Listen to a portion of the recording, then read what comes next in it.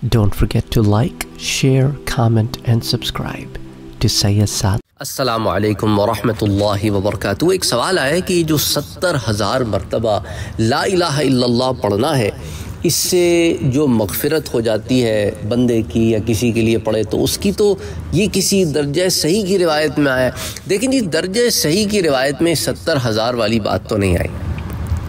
اچھا، اس کو بیان کرنے سے پہلے میں آپ کو یہ بتا دوں کہ سنن ابن ماجہ کی ایک روایت ہے، حدیث 3800، اس میں حضور صلی اللہ علیہ وآلہ وسلم کا فرمان پاک ہے کہ افضل الذکر لا الہ الا اللہ و افضل الدعاء الحمدللہ. سب سے افضل ذکر لا الہ الا اللہ ہے اور سب سے بہترین دعا الحمدللہ ہے.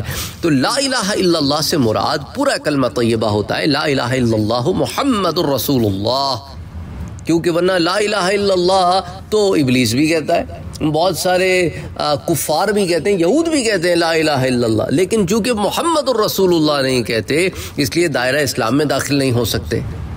تو لا الہ الا اللہ محمد الرسول اللہ یہ پورا جو ہے یہ کلمہ طیبہ ہے، یہ افضل الذکر ہے، اور افضل الدعاء الحمدللہ یعنی پوری الحمد شریف ہے. تو میرات البناجی کی جلد نمبر 3 صفحہ 342 پر اس کی اور بھی تفصیلات آتی ہیں. بات آ جاتے ہیں اس روایت کی طرف جس پر عمل ہوتا ہے. یہ دراصل شیخ محی الدین ابن عربی رحمۃ اللہ علیہ فرماتے ہیں کہ مجھے یہ حدیث پاک پہنچی ہے کہ من قال لا الہ الا اللہ 70,000 غفر له ومن قیل له غفر له ایضا، یعنی کہ من قال جو پڑھے کیا لا الہ الا اللہ، لا الہ الا اللہ سے مراد کیا ہے، لا الہ الا اللہ محمد رسول اللہ 70,000 70,000 مرتبہ، غفر له تو اس کی بخشش ہو جاتی ہے، ومن قیل له اور اگر کسی کے لیے پڑھا جائے یعنی کہ پڑھ کر ایصال کر دیا جائے تو غفر له ایضا تو اس کی بھی مغفرت ہو جاتی ہے جس کو ایصال کیا جاتا ہے. تو اب اتنی مقدار میں وہ آپ پڑھ سکتے ہیں. اچھا، شیخ محی الدین ابن عربی فرمایا کرتے تھے کہ میں نے حدیث کی صحت کو ایک نوجوان کے اوپر ٹیسٹ کیا، اور اس کے اوپر جو ہے ایک واقعہ بھی آتا ہے کہ میں نے اتنی مقدار میں کلمہ طیبہ پڑھا ہوا تھا لیکن اس میں کسی کے لیے خاص نیت نہیں کی تھی.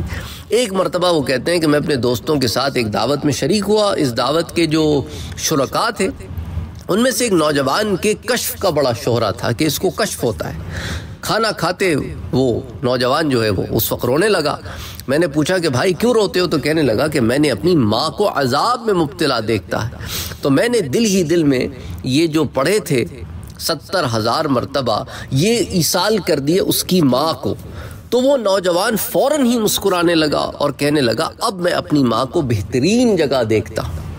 تو حضرت شیخ محی الدین ابن عربی فرمایا کرتے تھے کہ میں نے حدیث کی صحت کو اس نوجوان کے کشف کے ذریعے اور اس نوجوان کے کشف کی صحت کو اس حدیث کے ذریعے پہچانا. تو اس واقعے کو مرقات المفاتیح کی جلد نمبر 3 صفحہ 222 پر روایت کی، یعنی کہ حدیث کی صحت کو یوں میں نے پرکھا کہ بھئی دیکھو حدیث جو ہے وہ درجہ اس درجے پر ہے کہ اس کا دیکھیں نا کشف میں اس کو معاملہ بدلتا ہوا نظر آ گیا. تو بہرحال کہنے کا مقصد ہے کہ یہ روایت جو ہے وہ یوں ہمارے پاس پہنچتی ہے اور یوں لوگ اس کے اوپر عامل ہیں کہ اس کو بعض علماء نے یوں بھی لکھا ہے کہ گو کہ کسی درجہ صحیح کی کتاب میں ہمیں نہیں ملتی، لیکن ابن عربی نے اسے حدیث کے طور پر ہی بیان فرمایا ہے، اور اس کے ساتھ ساتھ جو ہے ہمیں ان کے پرسنل آپ کہہ سکتے ہیں نا مجاہدہ جو ہے ان کا پرسنل، اور ان کا جو پرسنل مشاہدہ ہے اس کے تحت ہمارے سامنے یہ بات اور واضح ہوتی ہے. ویسے بھی اللہ کا ذکر ہے، لا الہ الا اللہ محمد رسول اللہ، اور حضور کا بھی اس میں ذکر پاک ہے. تو اب اس کی برکتیں تو آف کورس کیونکہ جب افضل الذکر ہے اور اتنی کثرت سے ذکر ہے 70,000 مرتبہ، تو اس کی تو کیا ہی کہنا ماشاء اللہ. تو بہرحال اس لیے علماء نے اس کو یہی کہا ہے کہ اگر آپ کر سکتے ہیں تو کریں، اس میں کوئی مذائقے کی بات تو ہے نہیں. السلام علیکم ورحمۃ اللہ وبرکاتہ. Don't forget to like, share, comment and subscribe to Sayyid Saad Qadri.